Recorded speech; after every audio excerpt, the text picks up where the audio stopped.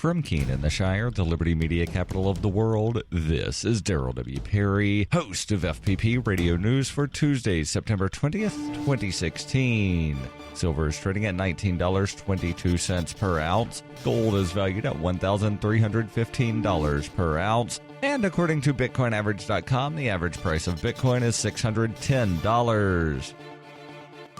Antiwar.com reports with the week-long Syrian ceasefire collapsing, airstrikes were reported in and around the northern city of Aleppo, with at least 32 people, apparently all civilians, reported slain according to the Syrian Observatory for Human Rights. The biggest single incident was just outside of Aleppo, where a Syrian Red Crescent aid convoy headed into the Nusra Front held half of Aleppo was attacked. 20 of the vehicles were destroyed and at least 14 aid workers were killed. UN officials expressed outrage at the strike, noting that it had taken them the entire week-long ceasefire just to get everyone to give them permission to come into Aleppo, and it ended up attacked anyhow. Getting permission from every faction to deliver the aid was a huge complication, with the Syrian government among the first to agree to the shipment, but conditioning it on not involving Turkish officials. The Syrian military is believed to have carried out the airstrikes, though as of yet this is not confirmed, and the Syrian military has not commented on the attack. The military had cited rebel attacks in and around Aleppo throughout the weekend as part of their decision to withdraw from the ceasefire.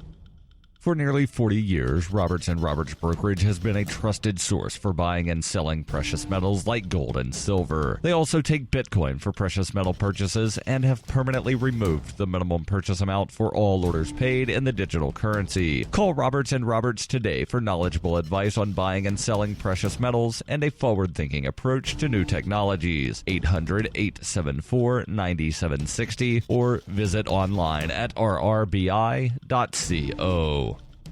UPI reports the U.S. government wrongfully granted American citizenship to almost 1,000 immigrants in recent years because of a lapse that prevented federal authorities from discovering they were ineligible and under orders to be deported, according to a new report. The Department of Homeland Security on Monday publicized the report, which was issued September 8th. In it, the department's Office of Inspector General, OIG, said at least 858 immigrants were erroneously granted citizenship since 2008. According to the report titled, "Potentially Ineligible Individuals Have Been Granted U.S. citizenship because of incomplete fingerprint records. Those individuals should not have received permanent residency because under their true identities they had been ordered to be removed from the country. U.S. Citizenship and Immigration Services did not discover the fraud because fingerprint records at the Department of Homeland Security and FBI had not been fully transferred from their paper form to their digital database and therefore did not match the applicants with their real identities." Inspector General John Roth said in a statement, "This situation created opportunities for individuals to gain the right and privilege of U.S. citizenship through fraud. To prevent fraud and ensure thorough review of naturalization applications, USCIS needs to access those fingerprint records." The DHS said, for example, OIG learned that at least 3 individuals who became naturalized citizens after having been deported under a different identity had obtained credentials to conduct security-sensitive work at commercial airports or maritime facilities and vessels. Since being identified, all have had their credentials revoked. The report said there were still about 150,000 immigrants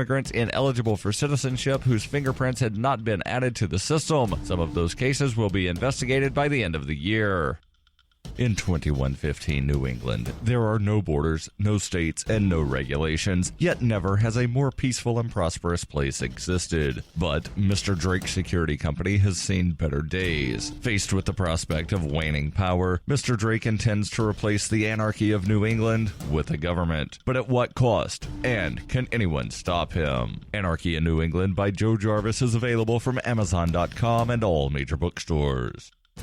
Reuters reports NASCAR was hit with a $500 million lawsuit accusing the auto racing body of racial discrimination for preventing black-owned teams and drivers from competing, including in the Sprint Cup Series. According to court records, Terrence Cox and his company, Diversity Motorsports Racing, LLC, filed a lawsuit late Friday in U.S. District Court in Manhattan against NASCAR, its parent company, International Speedway Corporation, and 18 NASCAR teams. The plaintiffs are also seeking an injunction requiring the defendants to fully integrate the African-American community. The plaintiffs said they sued after NASCAR refused to let them field a team or join its Drive for Diversity program, and last year told them to cease contact. The lawsuit seeks $75 million in compensatory damages and $425 million in punitive damages. This has been FPP Radio News, online at fppradio.com.